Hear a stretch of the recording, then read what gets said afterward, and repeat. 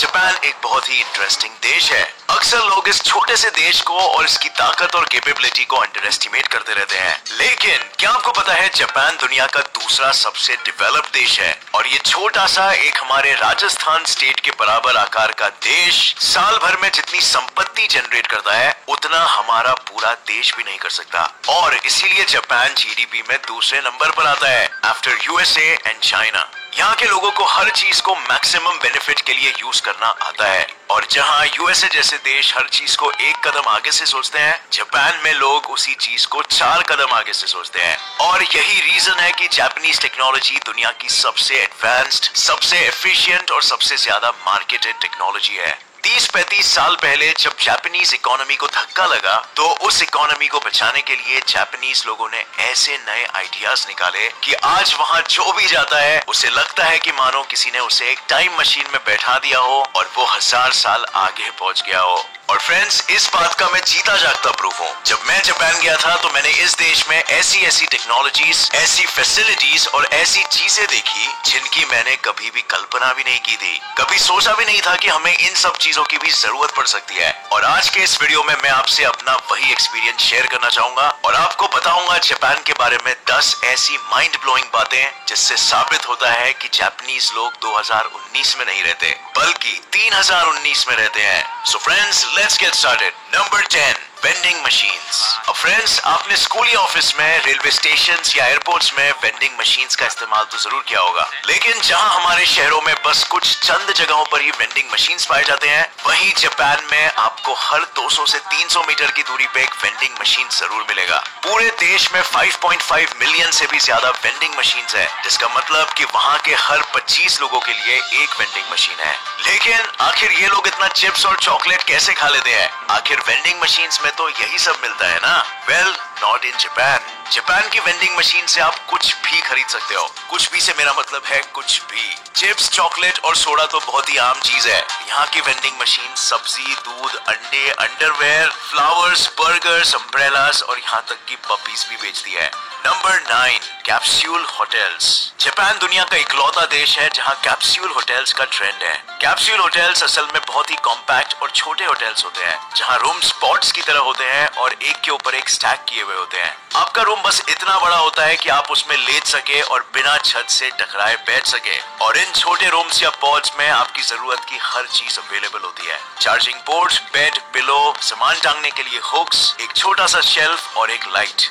Bathroom और toilet communal होते हैं लेकिन बहुत ही साफ सुथरे। ये होटल्स आमतौर पर रेलवे स्टेशंस और एयरपोर्ट्स के आसपास बनाए जाते हैं ताकि अगर किसी कारणवश आपको रात में किसी अनजान शहर में रुकना पड़ जाए तो आप इन्हीं होटल्स में आराम से रुक सकते हैं। अब फ्रेंड्स, इस वीडियो के बाद गूगल जरूर करना और बताना मुझे कमेंट सेक्शन में कि क्या ये कैप्सूल होटल्स एकदम किसी साई-फाई मूवी के सीन जैसे नहीं लगते। Number 8. Hotel with robot staff. So friends, जब मैं टोक्यो में था तो मैंने इस होटल की बहुत चर्चा सुनी। अब मैं तो इन्फॉर्मेशन का भूखा हूँ और इसीलिए बैग उठाया और चल पड़ा टोक्यो के द हेना होटल की तरफ, which translates to the weird hotel। इस होटल के स्टाफ में केवल 10 लोग ही इंसान हैं और बाकी सभी रोबोट्स। ये दुनिया का इकलौता ऐसा होटल है जहाँ के स्टाफ में सिर्फ रोबोट्स है और जो इंसान है वो भी सिर्फ इन रोबोट्स की ही देखभाल के लिए है। रिसेप्शनिस्ट से लेकर वेटर तक, यहाँ तक कि साफ सफाई वाले होटल अटेंडेंट्स भी सभी रोबोट्स है। अब क्या हुआ नहीं ये 3019 का नजारा। Number 7. Japanese toilets. Japanese toilets undoubtedly दुनिया के सबसे इंटरेस्टिंग और सबसे हाईटेक टॉयलेट्स होते हैं। ये टॉयलेट सिर्फ आपकी सुसु बॉडी का ही ध्यान नहीं रखते बल्कि आपकी हर दूसरी जरूरत के अनुसार डिजाइन्ड है। आपको टॉयलेट यूज करना है मगर आप अपने छोटे बच्चे को अकेला नहीं छोड़ सकते। नो प्रॉब्लम, यहाँ के हर टॉयलेट में दीवार से अटैच्ड बेबी चेयर होती है जिसमें आप अपने बच्चे को बैठा के आराम से टॉयलेट कर सकते हैं। Loose motions? No problem, in toilets में बटन्स होते हैं जिन्हें दबा के आप म्यूजिक प्ले कर सकते हैं ताकि कोई बाहरी इंसान आपके पेट से निकलते डायरिया की आवाज न सुन सके। कई टॉयलेट्स में ऑटोमेटिक सिस्टम्स होता है जो आपके टॉयलेट यूज करने के बाद टॉयलेट में खुशबू फैला देता है। ये टॉयलेट्स बहुत ही इको फ्रेंडली होते हैं और फ्लश टैंक के ऊपर ही हाथ धोने वाला सिंक अटैच्ड होता है ताकि जो पानी आप हाथ धोने के लिए यूज करते हैं वही पानी रिसाइकल होके फ्लश में भी यूज हो जाएगा। अब इसे कहते हैं future innovative technology, right friends. Number 6, grocery stores and shopping malls. Japanese लोग बाय नेचर बहुत ही ऑनेस्ट और मॉरल होते हैं और इसी कारण यहाँ की कई ग्रोसरी स्टोर्स में कोई इंसान ही नहीं होता। ये ग्रोसरी स्टोर्स एकदम खाली होते हैं। यहाँ आपको सिर्फ ग्रोसरी ही दिखाई पड़ेगी। आपको जो चाहिए आप लीजिए और पैसा काउंटर पे रखे जार में डाल दीजिए। Weird, right? और आप शायद सोच रहे होंगे कि यहाँ सीसीटीवी कैमरास तो जरूर होते होंगे, तो वेल नहीं होते हैं, क्योंकि यहाँ के लोग इतने सच्चे और ट्रस्टवर्दी होते हैं कि वे चोरी करते ही नहीं। इसके अलावा यहाँ के ग्रोसरी स्टोर्स और शॉपिंग मॉल्स में आपको कई विचित्र नजारे दिखाई पड़ेंगे। स्क्वायर शेप्ड फ्रूट्स ताकि आप उन्हें फ्रिज में आसानी से रख सके, च्यूइंग गम्स जिसके अंदर आपको पेपर भी मिलता है ताकि आप गम को उसमें थूक के फेंक सके, बियर कैंस जिसमें ऊपर ब्रेल में अल्कोहलिक लिखा होता है ताकि ब्लाइंड लोगों को फर्क करने में प्रॉब्लम ना हो, रेफ्रिजरेटेड लॉकर्स ताकि आप अपनी ग्रोसरी शॉपिंग उसमें रख सके और शॉपिंग कंटिन्यू कर सके, एंड और भी बहुत कुछ जो बताते बताते मैं बूढ़ा हो जाऊंगा। नंबर 5, स्मार्ट ब्रा। जी हाँ फ्रेंड्स, इस देश में टेक्नोलॉजी सिर्फ मशीन्स और शॉप्स में ही नहीं बल्कि कपड़ों में भी पाई जाती है।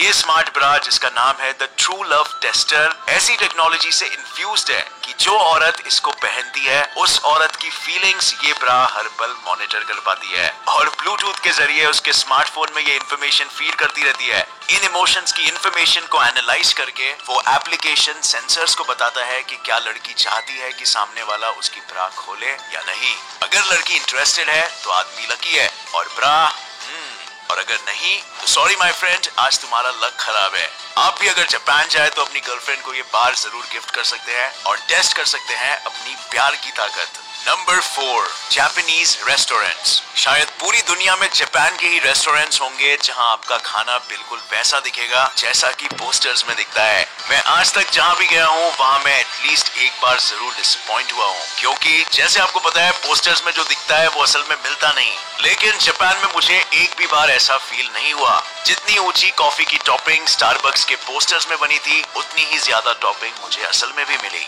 इनफैक्ट यहाँ के कई रेस्टोरेंट्स में मेन्यू तो मिलता ही है, मगर शो केसेस में उस मेन्यू की हर डिश का एक फेक प्लास्टिक मॉडल भी बना होता है जो आप देख सकते हो और वो हूबहू उस रियल लाइफ डिश की ही तरह दिखेगा और इसे देखने के बाद आप बिल्कुल उसे ऑर्डर कर सकते हो। Fun, right? एंड फ्रेंड्स, एक और चीज, अगर आप जापान में अपने प्रेमी के साथ डेट पे जा रहे हो तो आपको मिंट रखने की जरूरत नहीं है। यहाँ के रेस्टोरेंट्स में टूथपिक्स की टिप पर मिंट लगा होता है ताकि आप अपने दांतों से खाना निकालने के साथ साथ अपने मुंह को भी फ्रेश कर लो। नंबर 2, glow in the dark tattoos. और फ्रेंड्स, ये चीज तो मुझे सबसे ज्यादा अच्छी लगी। मैं हमेशा से एक टैटू बनवाना चाहता था, लेकिन पहले मम्मी पापा मना करते थे और अब लगता है कि अगर बनवा लिया तो दीपिका पादुकोण वाली हालत ना हो जाए। लेकिन this tattoo was like a dream come true.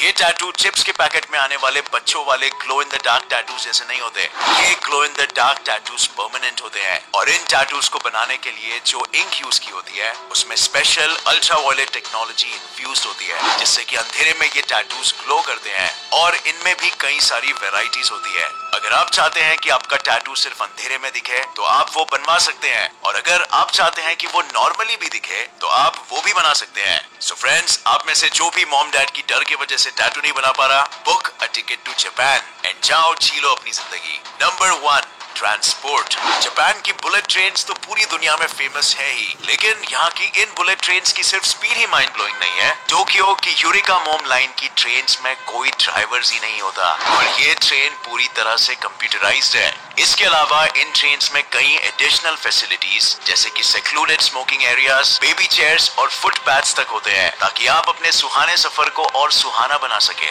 In fact friends, Tokyo में स्थित चिबा अर्बन मोनोरेल सिस्टम में एक ऐसी ट्रेन भी चलती है जिसका ट्रैक हवा में है और ट्रेन उल्टी लटकी हुई चलती है। ये दुनिया की एक इकलौती सस्पेंडेड उल्टी लटक के चलने वाली ट्रेन है और शायद फ्रेंड्स इससे फ्यूचरिस्टिक चीज इस दुनिया में एग्जिस्ट ही नहीं करती। अगर आपके हिसाब से है तो प्लीज कमेंट सेक्शन में मुझे ये जरूर बताना। और ये क्रेजीनेस सिर्फ रेलवे लाइंस तक ही खत्म नहीं होती, रोड्स पर भी डायगोनल ज़ेब्रा क्रॉसिंग्स होती है ताकि लोग स्ट्रीट को डायगोनली क्रॉस कर सके। डायगोनल ज़ेब्रा क्रॉसिंग, कहाँ देखा है आपने ऐसा कुछ? And what about decorated manholes? ये कहाँ देखा है आपने फ्रेंड्स? जापान एक बहुत ही छोटा देश है, लेकिन ये इस कहावत का जीता जागता एग्जाम्पल है कि कभी भी किसी चीज को उसके लुक्स से जज नहीं करते।